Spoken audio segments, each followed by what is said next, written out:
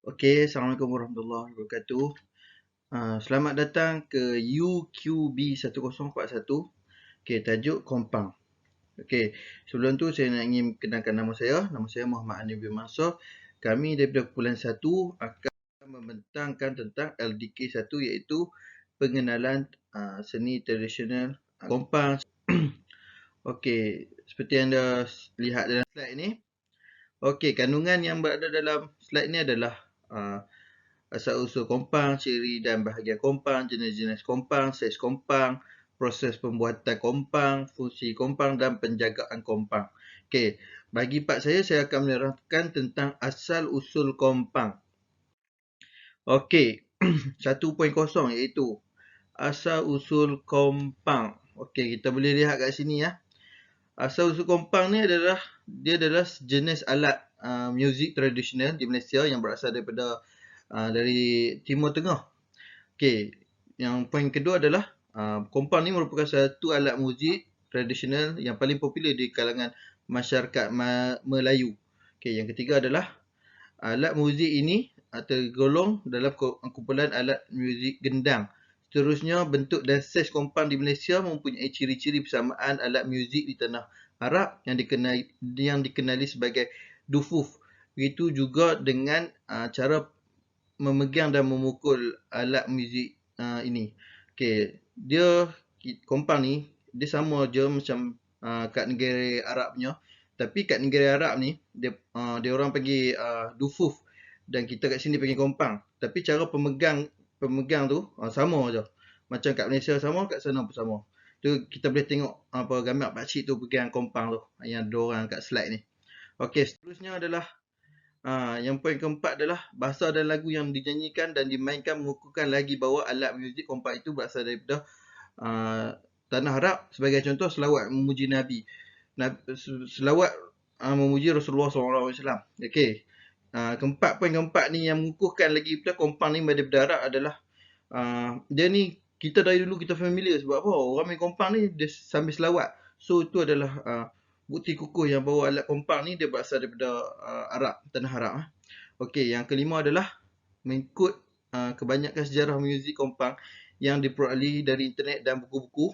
Asal-usul muzik kompang ni adalah dari negara Arab di mana pada waktu itu muzik kompang ni digunakan untuk mengiringi pembesar-pembesar istana dan raja-raja. Okey, masa zaman dulu ni sumber yang kami dapat daripada internet ni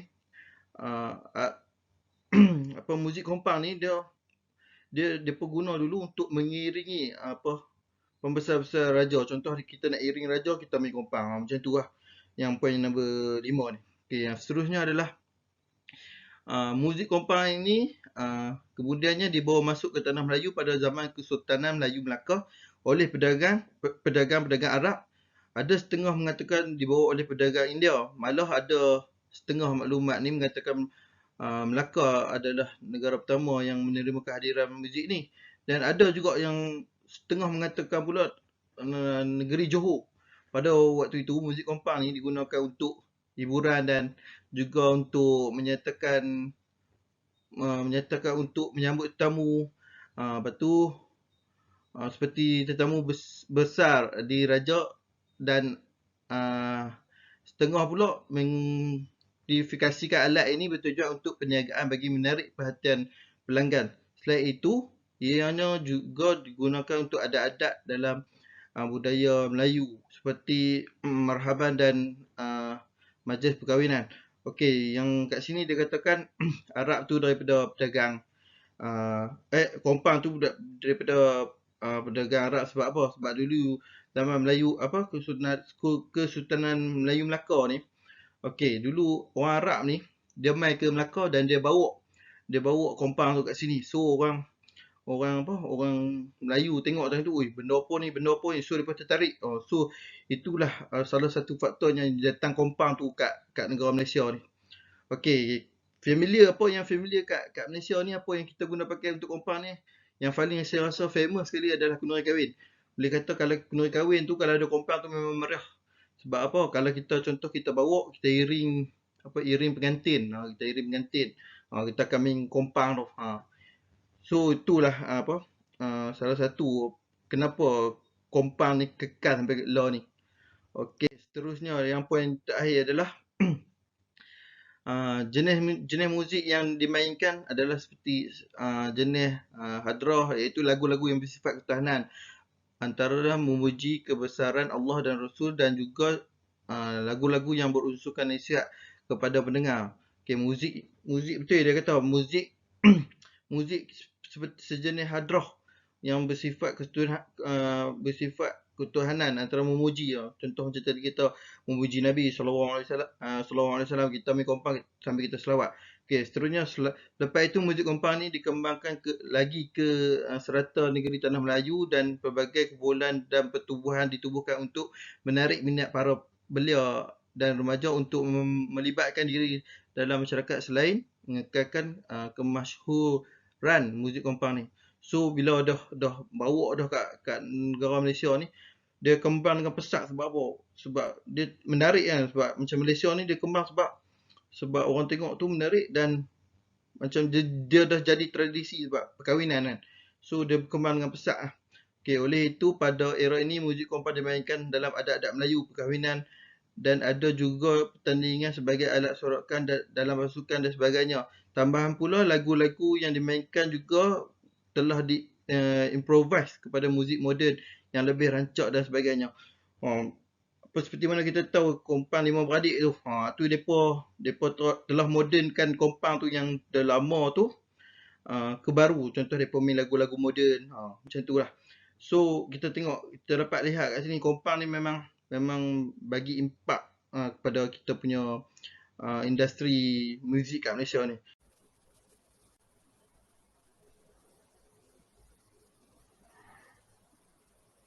Assalamualaikum dan salam sejahtera. Nama saya Nazata Syafiqah binti Amri, nombor kad matrik DE 20009. Jadi, saya akan menerangkan bagi ciri-ciri dan bahagian kompang.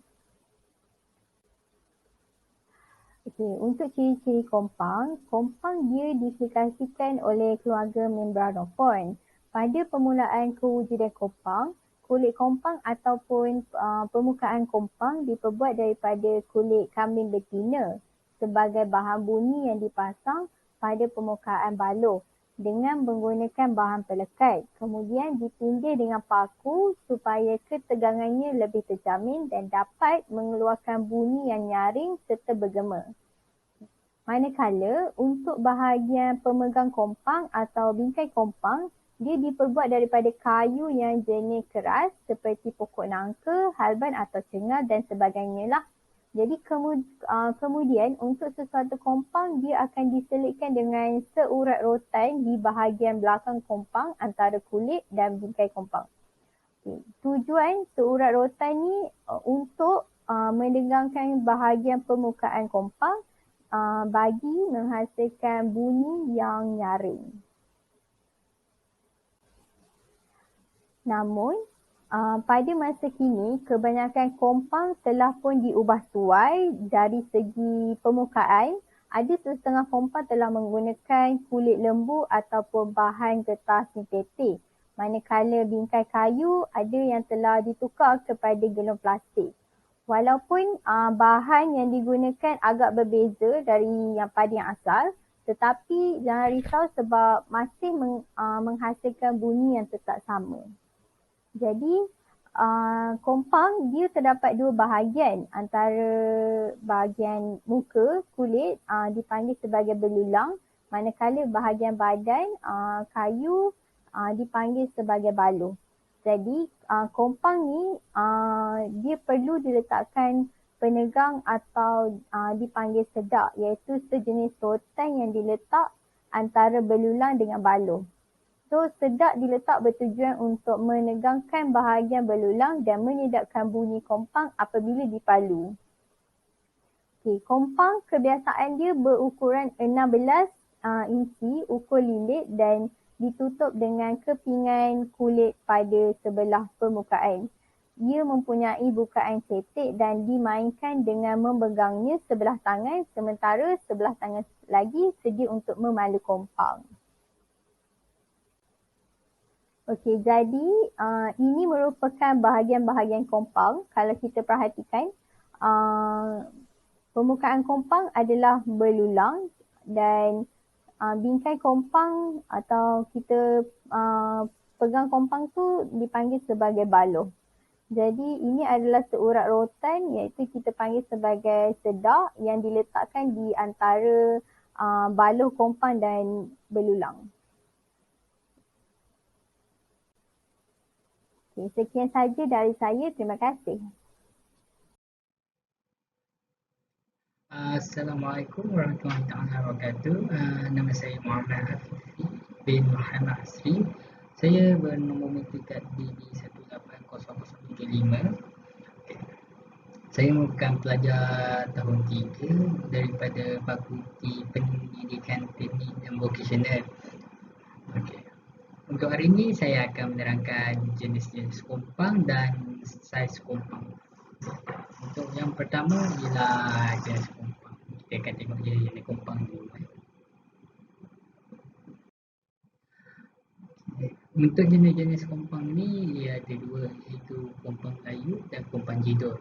Okey, kalau kita dapat lihat dekat dalam majlis tu, bila kita pergi, bila kita nampak ada kompang tu, mesti kita ada perasan kompang jenis yang besar, iaitu ianya dipanggil sebagai Jedor. Jedor tu membantu dalam menyedapkan lagi untuk alunan kompang tu. Kita dapat lihat bila dipalu pom mesti ada bunyi kuat pom bom. Itu adalah Jedor. Okey. Seterusnya ialah kompang Melayu. Okey, saya akan terangkan kompang Melayu yang pertama sekali. Okey, kompang Melayu ni ianya adalah bersaiz kecil dan diperbuat daripada kulit kambing. Okey. Untuk kompang Melayu ni ianya banyak saiz sebenarnya. Nanti saya akan terangkan dan tunjukkan jenis-jenis saiz yang ada. Okey, seterusnya kompang ni je yang seperti kita ketahui, kompang ni juga akan sering digunakan di Malaysia. Dia hanya akan digunakan bila adanya sesuatu majlis rasmi atau majlis kahwin dan sebagainya. Okey, untuk seterusnya ialah kompang Jedor. Kompang Jedor ni ianya bersaiz besar. Kalau kita dapat lihat kat majlis tadi saya cakap ianya bersaiz besar, bunyi pun kuat. Dia bersaiz lebih besar daripada kompang Melayu dan diperbuat daripada kulit kambing jantan. Okey, kompang ini berasal daripada Indonesia dan mempunyai bunyi yang berbeza berbanding kompang Melayu. Okey. Untuk seterusnya kita akan pergi kepada saiz-saiz kompang yang ada. Okey, seterusnya untuk saiz kompang. Okey, seperti kita ketahui, saiz kompang ni sebenarnya ada banyak. Antaranya adalah saiz untuk kanak-kanak di berbagai peringkat umur dan untuk orang-orang dewasa. Okay, untuk kita ketahui lebih lanjut, mari kita tengok slide seterusnya. Situ kita ada bagi tahu jenis saiz kompang yang sesuai mengikut umur.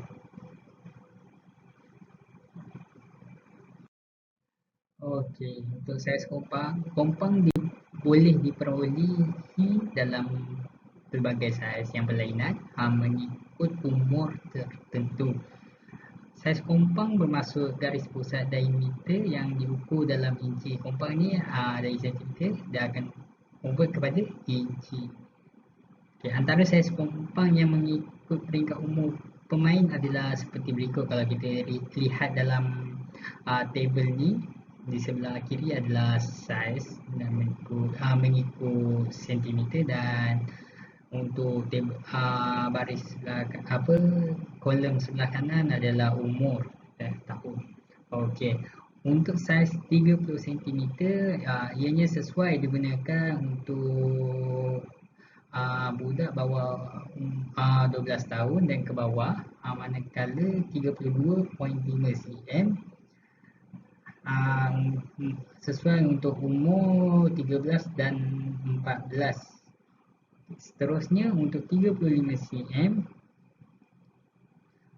sesuai untuk umur 15 dan 16, manakala yang terakhir sekali adalah 37 dan 40 cm adalah sesuai digunakan oleh orang dewasa. Okey. Seterusnya kita akan tengok gambar rajah kompak.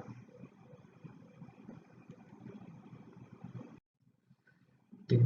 Untuk seterusnya adalah saiz kompang yang ada, iaitu saiz 14, saiz 13, saiz 12, 10 dan saiz 8. Okey, saiz-saiz ni adalah dalam ukuran inci. Okey, kita tengok spesifikasi kompang. Saiz kompang bermasuk garis pusat diameter yang diukur dalam unit inci. Okey. Kompang yang dibuat dia akan keluar dalam bentuk saiz inci. Dari sentimeter dia jadi inci. Okey, untuk seterusnya ialah tali simpan diikat di tengah-tengah lengkungan kompang. Okey, kalau kita dapat lihat di gambar rajah kanan kita ini, saiz kompang diukur dengan tali pengukur diletak di bahagian tengah-tengah dan dari ujung belah kiri hingga ke belah kanan. Ianya akan guna dalam unit inci. Begitulah cara untuk ukur saiz kompang. Okey, sampai sini saja bahagian saya. Seterusnya saya akan pas kepada ahli kumpulan saya yang lain. Terima kasih.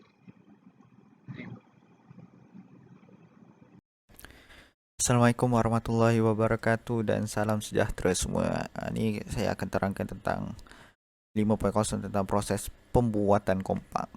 Baik. Okey. Dalam proses pembuatan kompang ni, aspek yang paling diambil kira ni adalah, yang pertama adalah pemilihan kayu yang akan dibentuk untuk menjadi bingkai dekat tepi kompang tu dipanggil baluh. Okey. Itu adalah proses yang antara proses yang perlu diambil kira lah untuk menghasilkan kompang. Okey, ini proses pertama yang saya ceritakan sikit. Proses yang pertama pembuatan bingkai kompang ialah dengan memotong kayu yang telah dipilih. Kayu yang dipilih ni bukan kayu yang kualiti tinggi lah, bukan kayu yang biasa-biasa lah, kayu yang elok, kayu yang tahan lama, tahan lasak.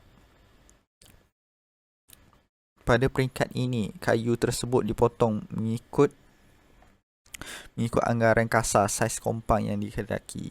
Proses pemotongannya tidak memerlukan ketelitian yang lebih kerana apa yang dikehendaki adalah bentuk bulat yang diperlukan untuk membentuk bingkai kompang.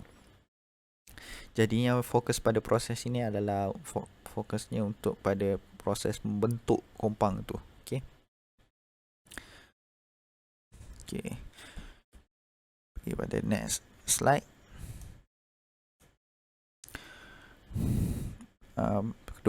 Proses yang kedua adalah proses pengeringan kayu. Proses ini dilakukan dengan menghimpunkan kayu-kayu yang telah siap dipotong di tempat yang redup dan kering. Selepas proses ini kayu-kayu tersebut telah terlebih dahulu akan disapukan dengan lilin untuk memelihara kekuatan kompang. Lilin akan disapu untuk memelihara kekuatan kompang. Sebelum untuk lepas tu baru proses pengeringan lah. Kayu-kayu yang dijemur akan kering dalam jangka masa 3 hingga 5 bulan bergantung pada cuaca persekitaran. Selepas kayu-kayu tersebut kering, proses akhir untuk membuat bingkai akan dilakukan dengan menggunakan mesin latih. Mesin latih ni untuk membentuk bingkai, untuk membentuk baluh kompang. Okey, ni adalah mesin latih. Proses melarik sehingga menjadi baluh kompang. Ni membentuk kompang ni. Okay, mesin latih digunakan untuk mengukir bingkai kompang. Penggunaan mesin ini telah memudahkan proses membuat kompang pada masa kini berbanding pada masa dahulu. Di samping memudahkan, ianya juga dapat menjimatkan masa dan tenaga, maknanya lebih cepat lah. Contoh pembentukan bingkai kompang. Ni mesin latih yang akan membentuk baluh kompang.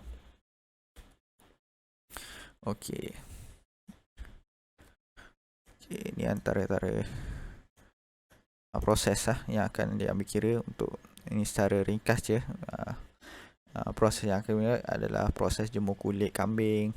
Hasil kulit kambing yang telah kering, lepas jemur hasil yang telah kering, proses mengapit. Okay, ini antara proses-proses membuat kompang yang lebih jelas sikit. Mula-mula membulatkan kayu, melarikkan menjadikan balur kompang, kemudian mengikir kulit kambing, mengagit kompang, kemudian kelima memaku kompang dan memasang kain pada kompang untuk akhir sekali lah untuk memasang kain pada kompang. Okay, ini ada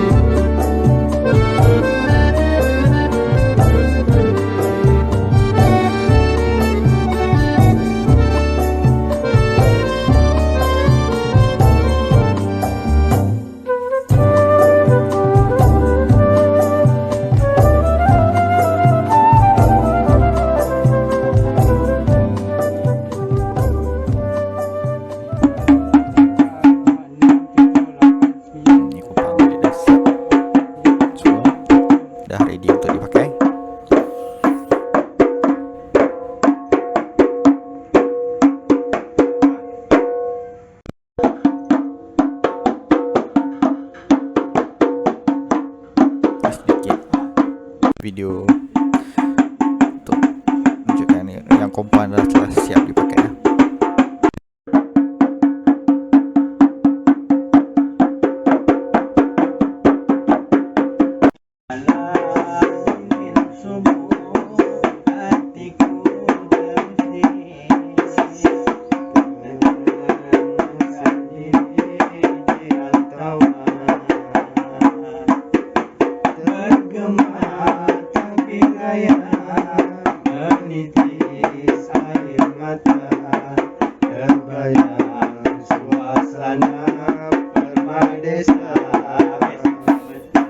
Okey, itu saja. Terima kasih kerana menonton video pembuatan kompang yang okey, terima kasih semua.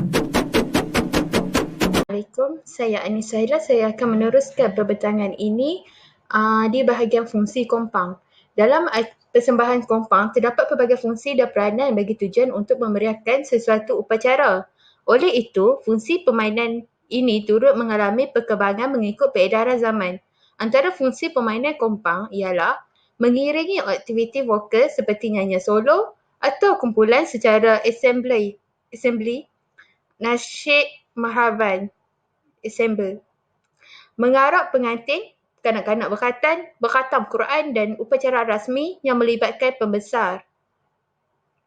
Menjadi elemen permainan ensemble lain seperti orkestra, lagu, etnik kreatif, cak lempong pacik dan gamelan. Untuk merangsang semangat pasukan yang bertanding, contohnya pasukan bola sepak bagi memberikan acara sukan serta membuat gimmick sorakan. Yang kelima adalah pertandingan, iaitu peluang kompang dan kompang formasi.